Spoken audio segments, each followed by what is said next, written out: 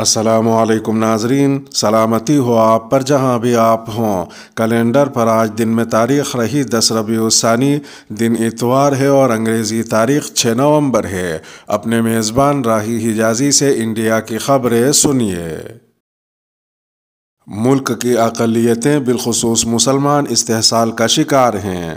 جمعیت علماء ہند کے صدر مولانا محمود مدنی نے اقلیتوں پر زیادتیوں کے سلسلے میں RSS لیڈر رام مادھو کے بیان کو حقیقت سے آنکھ چرانے کے مترادف قرار دیا ہے۔ واضح ہے کہ RSS لیڈر رام مادھو نے انڈونیشیا کے R20 پروگرام میں مذہبی رہنماؤں سے خطاب کرتے ہوئے کہا تھا کہ انڈیا میں مذہبی اقلیتوں کو ظلم و ستم کا نشانہ بنانے کا دعویٰ غلط ہے۔ RSS لیڈر نے یہ بھی کہا تھا کہ انڈیا نے اپنی سرزمین پر ہمیشہ مظلوموں کا استقبال کیا ہے۔ RSS لیڈر کے اس بیان پر رد عمل دیتے ہوئے مولانا مدنی نے اپنے بیان میں کہا کہ بین الاقوامی سطح پر انڈیا کی شناخت پر افتخار رہی ہے، بالخصوص کثرت میں وحدت اور مظلوموں کی حمایت ایک قابل فخر سرمایہ اور عظیم ورثہ ہے، لیکن یہ ہماری بدقسمتی ہے کہ گزشتہ چند سالوں میں اس کو نقصان پہنچانے والی طاقتوں کا اثر بڑھا ہے۔ یہ طاقتیں چند برسر اقتدار عناصر کے توسط سے اقلیتوں بالخصوص مسلمانوں کو نشانہ بنا رہی ہیں،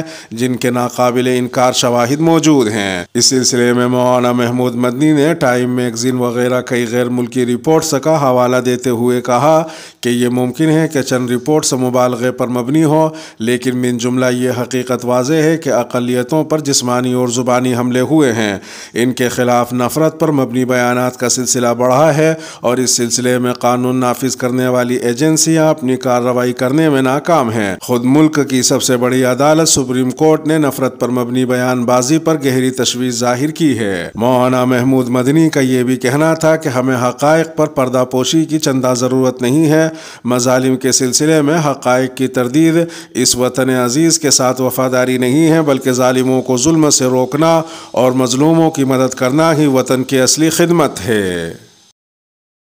کرناٹک کے تمام اسکولوں میں میڈیٹیشن لازمی، ماہرین تعلیم نے کیا سخت اعتراض۔ کرناٹک حکومت نے ریاست کے تمام پرائمری اور سیکنڈری اسکولوں کی انتظامیہ کو ہدایت دی ہے کہ وہ روزانہ 10 منٹ کے لیے میڈیٹیشن یعنی دھیان لگانے کے سیشن کریں۔ کرناٹک کے وزیر تعلیم BC ناگیش نے ایک خط جاری کیا جس میں کہا گیا کہ اسکولوں میں روزانہ میڈیٹیشن کرنا جسمانی اور ذہنی تناؤ کو کم کرنے، قوت برداشت، ارتکاز اور صحت کو بہتر بنانے میں مدد کرنے کے لیے اسکول کے طلباء کی ضرورت ہے۔ وزیر تعلیم نے کرناٹک کے تمام پرائمری اسکولوں میں ہر روز 10 منٹ تک میڈیٹیشن کی اجازت دینے کی ہدایت کی۔ BC ناگیش نے ریاست کے تمام اسکول اور پری یونیورسٹی کالج کے طلباء پر زور دیا کہ وہ میڈیٹیشن کے لیے وقت کا بندوبست کریں اور ضروری کارروائی کریں۔ دوسری جانب اس فیصلے کے خلاف کئی ماہرین تعلیم نے وزیر تعلیم کو مکتوب لکھا ہے جس میں اس بات کا مطالبہ کیا گیا کہ ریاستی حکومت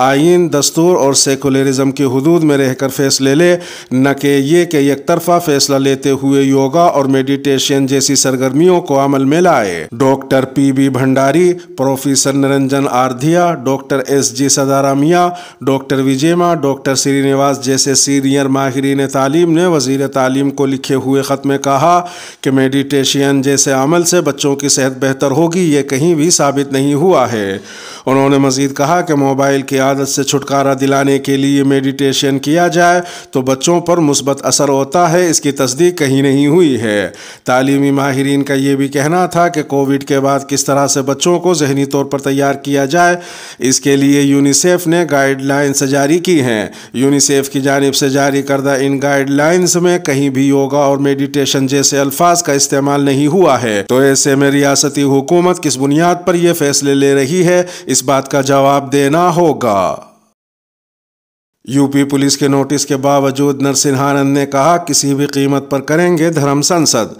اتر پردیش کی غازی آباد پولیس نے کٹر ہندوتو لیڈر اور غازی آباد کے ڈاسنا دیوی مندر کے پجاری یتی نرسنہانند کو 17 دسمبر کو دھرم سنسد اور اس کی تیاری کے سلسلے میں میٹنگ نہ کرنے کا نوٹس جاری کیا ہے، جس کے لیے نرسنہانند نے اجازت نہیں لی ہے۔ ایک سینئر پولیس افسر نے بتایا کہ ضلع انتظامیہ کی جانب سے مسوری پولیس نے نرسنہانند کو 3 نومبر کو نوٹس جاری کیا، تاہم انتہائی فرقہ وارانہ جنسی اور پرتشدد بیانات کے لیے معروف معروف نرسنہانند نے ایک پریس ریلیز میں کہا کہ دھرم سنسد مندر کے احاطے کے اندر منعقد کی جائے گی، اس لیے کسی اجازت کی ضرورت نہیں ہے اور ایسا پہلی بار نہیں ہو رہا ہے۔ نرسنہانند نے مزید کہا کہ ہم کسی بھی قیمت پر اس کو منعقد کریں گے۔ اگر پولیس اور انتظامیہ نے رکاوٹیں کھڑی کی تو سنت اپنا احتجاج درج کرائیں گے۔ دوسری جانب پولیس سپرنٹینڈنٹ نے کہا کہ اجازت کے بغیر پولیس 3 روزہ دھرم سنسد کی منظوری نہیں دے گی، جس میں سینکڑوں سنت یہاں پہنچیں گے اور انہیں سیکیورٹی فراہم کرنا ایک مشکل کام ہوگا۔ ایس پی نے مزید کہا کہ اس کے علاوہ بلدیاتی انتخابات کے پیش نظر ضلع میں دفعہ 144 بھی نافذ ہے۔ ایس پی کا یہ بھی کہنا تھا کہ کسی بھی ناخوشگوار واقعے سے بچنے کے لیے تمام احتیاطی تدابیر اختیار کی جائیں گی۔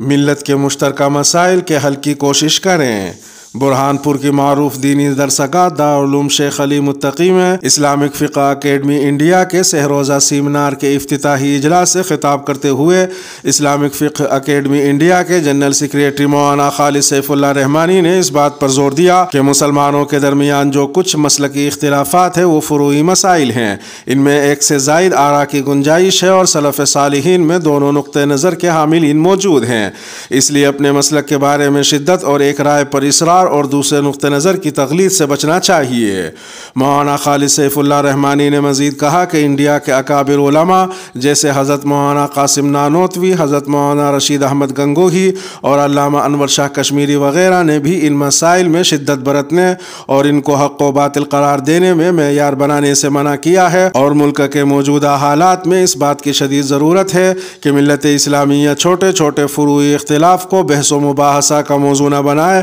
اور ملت کے مشترکہ مسائل کے حل کے لیے کوششیں کی جائیں۔ سہ روزہ افتتاحی اجلاس کی صدارت دارالعلوم وقف دیوبند کے محتمم مولانا سفیان قاسمی کر رہے تھے۔